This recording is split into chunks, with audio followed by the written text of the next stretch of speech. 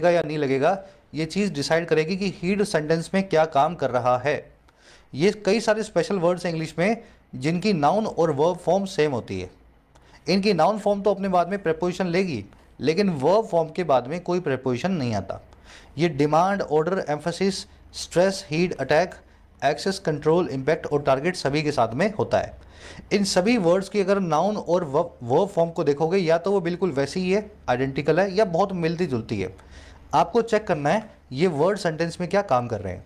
अगर तो ये वर्ब्स हैं तो कोई प्रेपोजिशन नहीं लगानी इनके बाद में, और अगर ये नाउन पाए जाएं उस केस में इनकी प्रेपोजिशन फिक्स्ड है, इनके बाद में वो प्रेपोजिशन आएगी। इसलिए स्टूडेंट्स को कन्फ्यूजन होती है, सर हमने तो एक्सेस के बाद में टू देखा हुआ है, आप कह रहे हो कोई प्रेपोजिशन नहीं आएगी। अरे भाई एक्सेस जब वर्ब है तो कोई प्रेपोजिशन नहीं लेगा, लेकिन अगर एक्सेस नाउन है सेंटेंस में तो इसके बाद में टू आ जाएगा, है ना। तो ये कन्फ्यूजिंग कॉन्सेप्ट है उनके लिए जो वर्ब और नाउन का डिफरेंस नहीं कर पाते हैं। अब मैं आपको बताता हूँ एग्जाम्पल्स के जरिए क्वेश्चंस कैसे मिलेंगे। The RBI governor stressed on the need to control on या over the rising inflation. Governor साहब ने स्ट्रेस किया, स्ट्रेस का मतलब होता है जोर देना। इन्होंने जोर दिया उस नीड पे जो है कंट्रोल करने की, और किसके ऊपर, बढ़ते हुए इन्फ्लेशन के ऊपर, राइजिंग इन्फ्लेशन के ऊपर। सबसे पहले तो स्ट्रेस नाम की वर्ब देखो, इसके बाद में लगा हुआ है ऑन। गवर्नर क्या है जी, सब्जेक्ट है, सब्जेक्ट है। स्ट्रेस इसकी वर्ब है ना, वर्ब की सेकंड फॉर्म। और स्ट्रेस वर्ब अपने बाद में कोई प्रेपोजिशन नहीं लेती, तो ये ऑन जो लिखा है ना ये गलत है। समझ में आ गई बात। अगर यहाँ पे स्ट्रेस एक नाउन होता तो इसके बाद का ऑन सही होता, वर्ब फॉर्म में इसके बाद का ऑन गलत है, तो ये जो ऑन है गलत कर दो। और दूसरा कंट्रोल जो है, कंट्रोल ये भी एक वर्ब है, टू कंट्रोल देख रहे हो, एक इन्फिनिटिवल वर्ब है। इन्फिनिटिव, पार्टिसिपल, जेरेंड और मेन वर्ब हमेशा सभी वर्ब्स ही होते हैं, ये सेमी वर्ब्स हैं, मेन वर्ब फुल वर्ब होती है, तो है तो ये भी वर्ब ना। तो वर्ब के फॉर्म में इसके बाद में ऑन या ओवर गलत है। कंट्रोल भी अपने बाद में कोई प्रीपोजिशन नहीं लेता, वर्ब फॉर्म में ऑन नहीं आएगा, ये भी निकाल दो। तो ये सेंटेंस कुछ ऐसा बनेगा, the governor stress the need to control the rising inflation. चलो अगला सेंटेंस देखो, द आरबीआई गवर्नर, ऐसा करता हूं मैं यहाँ पुट और डाल देता हूँ, थोड़ा सा और अच्छा लगेगा आपको, सेंटेंस और अच्छे से बनेगा। The RBI governor put stress on the need to gain control on या ओवर द राइजिंग इन्फ्लेशन।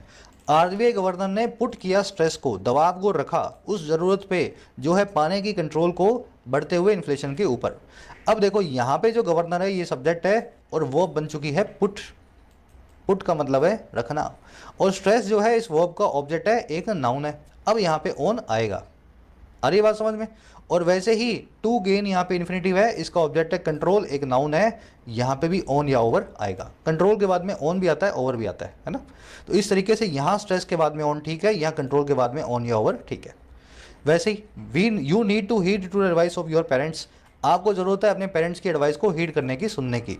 यहाँ पे हीड एक वर्ब है, कोई प्रीपोजिशन नहीं लेगी, टू को निकाल दो। लेकिन यहाँ देखो, you need to pay heed to advice of your parents, यहाँ पे नीड वर्ब है, टू पे यहाँ पे एक इन्फिनिटिव है, और इसका ऑब्जेक्ट है हीड नाम का नाउन।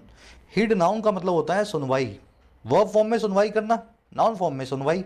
तो यहाँ पे एक नाउन है, इस चक्कर के अंदर ये टू बिल्कुल ठीक है।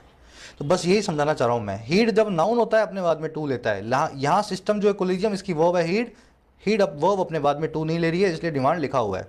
लेकिन अगर ऐसा लिखा होता द कोलिजियम सिस्टम, यहाँ लिख देते पेज पेज हीट्स, तो यहाँ पे टू लगाना पड़ता।